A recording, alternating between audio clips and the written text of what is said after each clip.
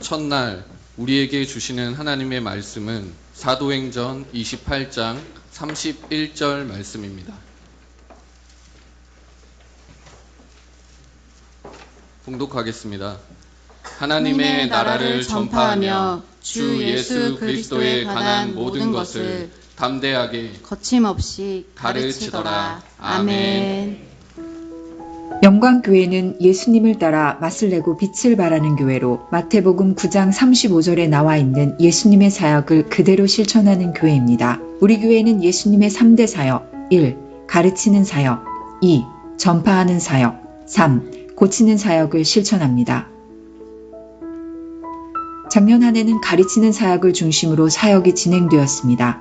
매주 수요일 가스펠 프로젝트 성경 공부, 봄과 가을의 신앙 부흥회, 남성 중심의 파더 와이즈와 여성 중심의 마더 와이즈, 치유학교를 시작하여 회복을 꿈꾸었고, 다음 세대는 교사대학과 창조론 캠프, 작년 세대는 행복한 수요일과 같은 다양한 가르치는 사역을 진행하였습니다.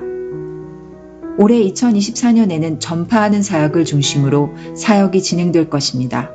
사도행전 28장 31절 말씀과 같이 담대하게 거침없이 라는 주제로 전파하는 사역이 진행됩니다. 하나님의 나라를 전파하며 주 예수 그리스도에 관한 모든 것을 담대하게 거침없이 가르치더라. 전파하는 사역을 감당하기 위해서 4가지 목표가 있습니다. 1. 담대하게 거침없는 교회 사역. 2. 담대하게 거침없는 지역사회 사역. 3. 담대하게 거침없는 국내 선교 사역. 4. 담대하게 거침없는 해외 선교 사역. 담대하게 거침없는 교회 사역을 위해 교회 로고를 적극 사용하고 교회 홍보 영상을 만들고 다음 세대 교역자 전체를 준전임 이상으로 사역하게 할 것입니다. 담대하게 거침없는 지역사회 사역을 위해서는 교구별 전도, 다음 세대 특별 전도팀 구성, 5월 예수생명잔치, 6월 이웃초청 삼계탕 잔치, 10월 바자회, 12월 사랑의 쌀 나눔 등이 진행될 것입니다. 3.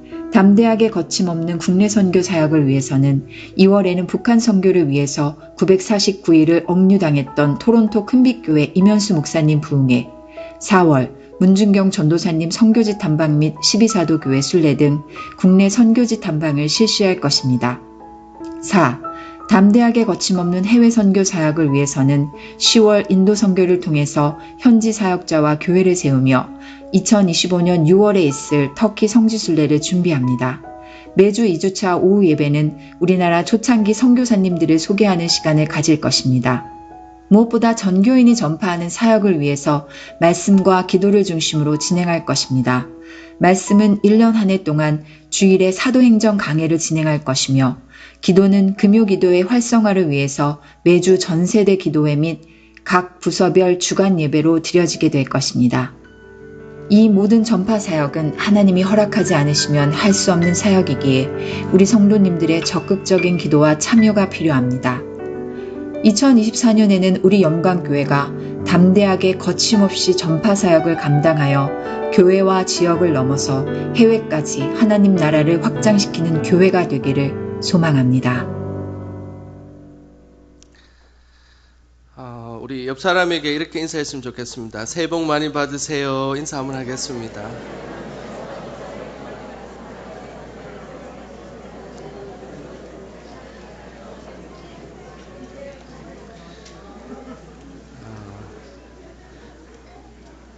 우리가 원하든 원치 않든 새해가 밝았습니다. 하나님께서는 우리 성도님들의 삶의 자리자리마다 귀한 새해의 축복과 복을 내려 주실 것입니다. 그 복을 2024년도 한 해는 마음껏 누리시기를 주님의 이름으로 축복합니다. 오늘 성경 봉독 너무 잘해주지 않습니까? 제가 좀 후회를 했습니다. 본문을 좀 더 길게 해야 되는데 너무 짧아가지고 좀 후회를 했고, 또 오늘 동영상에 우리 또 안용희 집사님께서 우리 또 직접 나레이션을 해주셔가지고 우리 귀한 또 사역들을 이렇게 소개할 수 있게 된 것 같습니다. 우리 교회에 이렇게 재능 있는 분들이 많으셔서 너무 감사를 드립니다.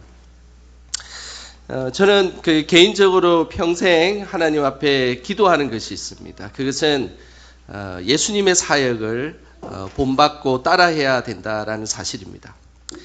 세상에는 많은 좋은 교회들이 있습니다. 그런데 그 교회들이 하는 사역의 방향성을 따라할 수도 있습니다. 그리고 훌륭한 선배 목회자들도 많이 있습니다. 그런데 선배 목회자들이 하는 사역들을 그대로 모방할 수 있습니다. 하지만은 항상 하나님 앞에 기도하면서 하나님 앞에 나아갈 때면 하나님께서 보여주시는 것이 있습니다. 그것은 예수님의 사역을 본받고 따라하라는 것입니다.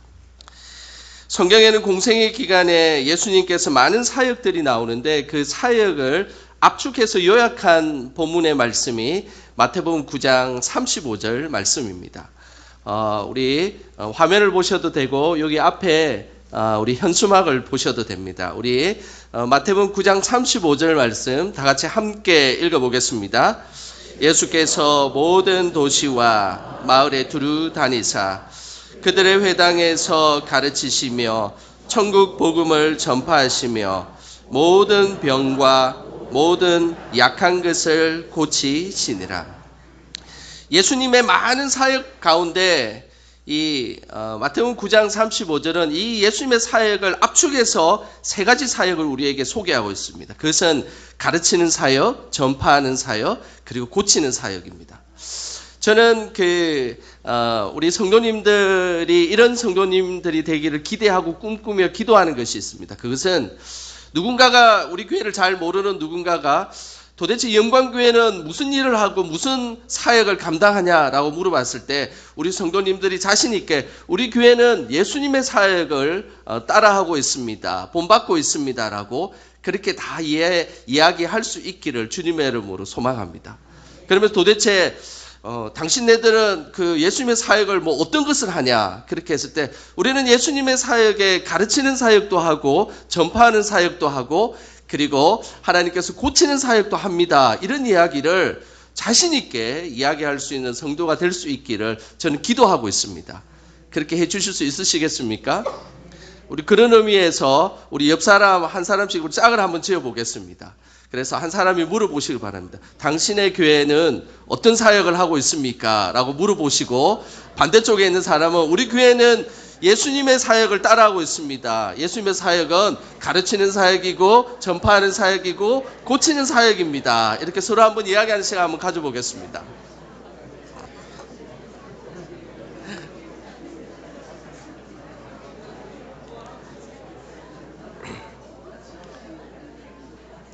예, 오늘 보니까 말씀하시는 거 보니까 다 이제 이웃 교회든 주변에 예수님 믿지 않는 사람이든 물어보면 충분히 대답하실 수 있으실 것 같습니다.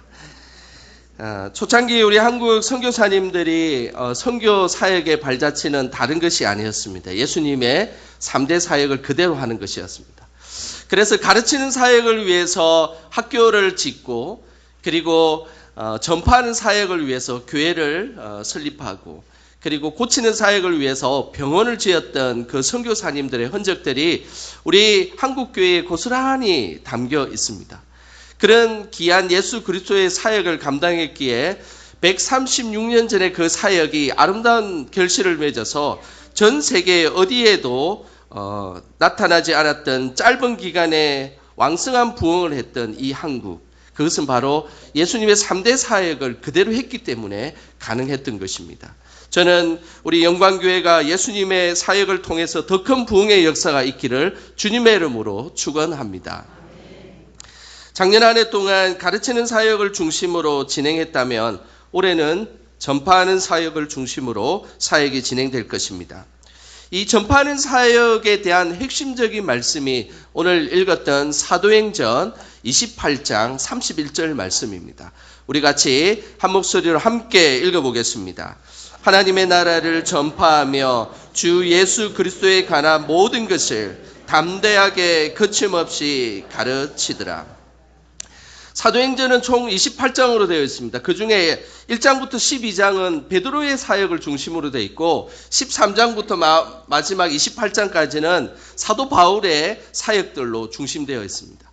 그런데 이 베드로하고 이 사도 바울을 아주 근접한 거리에서 유심히 지켜봤던 한 제자가 있었습니다. 그 제자가 바로 누가입니다. 누가는 누가복음을 기록하였고 사도행전을 기록한 예수님의 제자입니다. 그래서 이 사도 베드로가 어떤 사역들을 감당했는지를 너무나 상세하게 알고 있었던 누가는 1장부터 12장 중심으로 베드로 사역을 중심으로 기록하였고, 심지어 사도 바울은 13장부터 28장까지의 그 많은 사역들을 누가는 함께 동참하면서 복음에 대한 이야기를 듣고 보고 그리고 실제로 복음을 전했던 인물이 바로 누가입니다. 그 누가는 오늘 복음의 그 핵심적인 사역을 사도행전 28장 31절에 압축해서 그렇게 말씀하고 있는데, 이 사도행전 28장 31절을 또다시 압축하면 두 단어로 표현할 수 있습니다. 그 단어가 바로 담대하게 거침없이라는 단어입니다. 이 단어는 너무 많은 학자들도 동의하는 이야기입니다. 그래서 이 사도행전 28장 31절을 압축했던 이 담대하게 거침없이라는 이 단어는 사도행전 전체를 관통하는 매우 중요한 단어입니다. 이런 생각을 동의한 많은 학자들이 있는데 그 중에 찰스 스윈돌이라는 학자가 있습니다. 그는 미국 달라스 신학교 총장으로 지낸 세계적인 학자인데, 그는 사도행전 주석에 이렇게 기록하고 있습니다. 누가의 원문에서 사도행전에 기록된 맨 마지막 단어는 담대하게 거침없이다. 그 말이 마지막 말로 적합한 것은 1세기 교회에 대한 이 사도행전의 중심 주제를 정확히 담아냈기 때문이다. 많은 학자들은 이 사도행전의 이 사역에 압축된 것이 맨 마지막 절에 있는 28장 31절이라고 이야기합니다. 그리고 그 28장 31절을 다시 압축하면 두 단어로 담대하게 거침없이라는 단어로 요약하고 있다는 것입니다. 저는 우리 영광교회 우리 모든 성도님들이 올 한 해 담대하게 거침없이 전파 사역을 감당하시기를 주님의 이름으로 축복합니다. 그렇다면 담대하게라는 이 단어는 원래 헬라어 원뜻은 무엇일까요? 이 담대하다라는 이 단어는 파르레시아스라는 단어를 쓰는데, 이 파르레시아스라는 이 단어는 내적으로 확신을 가지고 자유롭고 두려움 없이 그 일을 진행한다는 의미입니다. 그래서 이 사람이 담대하다는 것은 내적인 확신을 갖고 그 사역을 할 때 그 사람은 정말로 담대하게 사역을 감당하고 있구나라고 우리에게 말씀하고 있는 것이죠. 내가 하나님의 자녀이고 우리가 추구하는 것이 이 땅의 삶이 아니라 바로 하나님 나라임을 확신하는 것, 이것이 바로 담대함의 모습입니다. 사도 바울은 총독 앞에서 왕 앞에서도 담대하였습니다. 그 이유는 세상의 그 어떤 왕보다 예수 그리스도가 위대한 왕임을 마음속에 확신하고 있었기 때문입니다. 사도행전 23장에 보면 과격한 유대인들이 바울을 죽이려 하는 장면이 나옵니다. 그때 사도 바울은 한치의 떨림 없이 주의 복음을 공회 사람들에게 전했습니다. 어떻게 이런 담대함이 나올 수 있었을까요? 그것은 사도행전 23장 11절 말씀을 보면 잘 알 수 있습니다. 사도행전 23장 11절 말씀 우리 같이 함께 읽어보겠습니다. 그날 밤에 주께서 바울 곁에 서서 이르시되 담대하라. 내가 예루살렘에서 나의 일을 증언한 것 같이 로마에서도 증언하여야 하리라 하시니라. 사도 바울이 담대할 수 있었던 것은 하나님께서 사도 바울에게 내적인 믿음의 확신을 주셨기 때문입니다. 그것은 다른 것이 아니었습니다.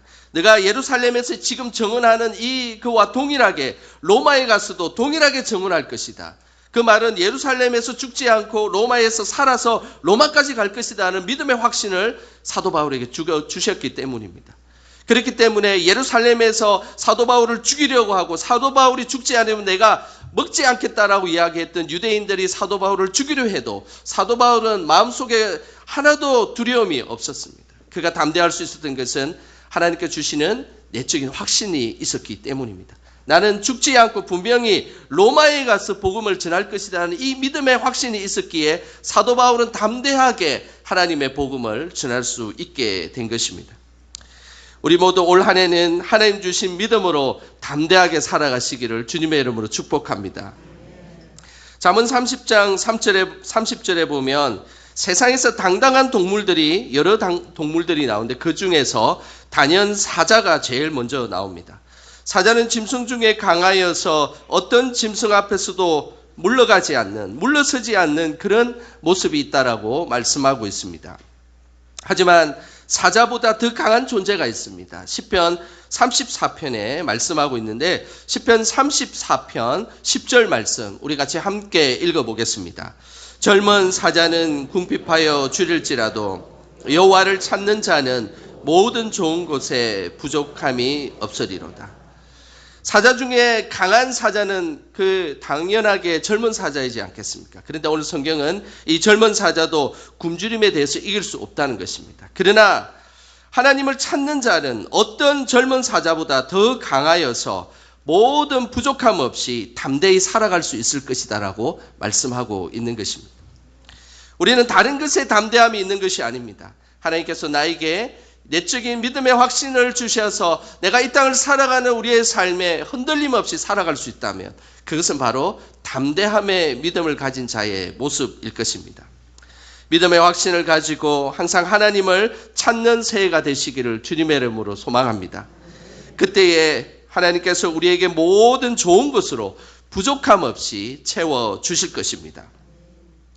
두 번째 단어는 거침없이라는 말씀입니다.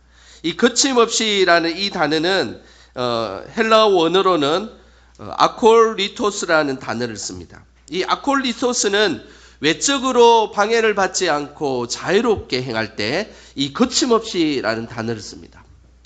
사도 바울은 복음을 전하는 것을 지켜본 누가는 사도 바울은 외적인 방해를 받지 않고 자유롭게 복음을 전하는 자와 같은 모습이었다는 것입니다. 사도 바울은 사실은 외적인 방해를 너무 많이 받았습니다. 어마어마한 외적인 많은 방해를 받았는데 누가가 보니까 그런 방해를 많이 받아도 사도 바울은 거침없이 그런 외적인 방해에 전혀 개의치 않고 자유롭게 복음을 전하는 것 같았다라는 표현입니다. 그래서 사도 바울과 여러 복음 전하는 자들을 향해서 거침없이 복음을 전했다라고 말씀하고 있는 것입니다. 사도 바울은 많은 외적인 방해를 받았습니다.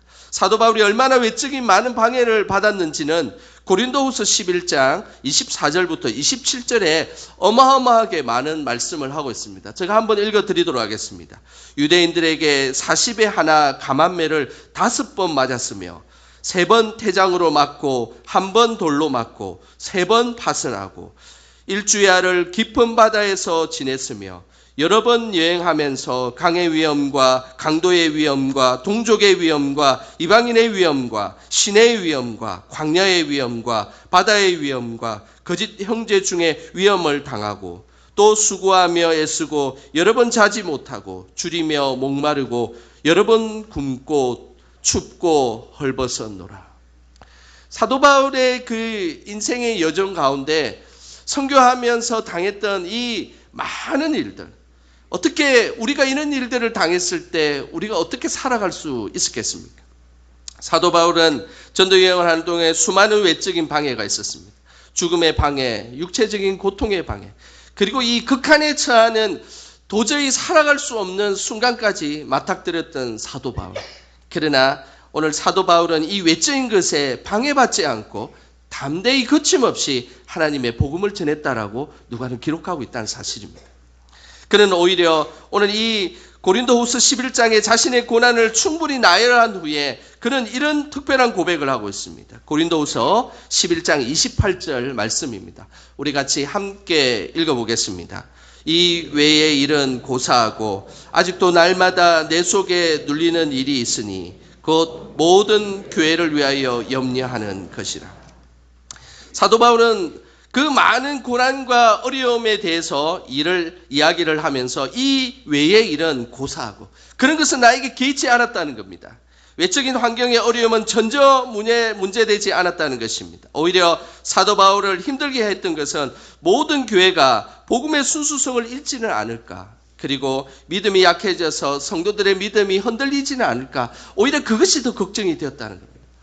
이 모습을 누가가 지켜보니까 그는 많은 외적인 그런 환경들과 어려움에 대해서 사도 바울은 전혀 개의치 않고 오히려 복음의 순수성이 지켜지고 있는지, 복음을 통하여서 믿음의 자녀들이 그 복음을 아름답게 가꾸고 있는지 여기에 대해 더 관심을 갖고 있었다는 겁니다.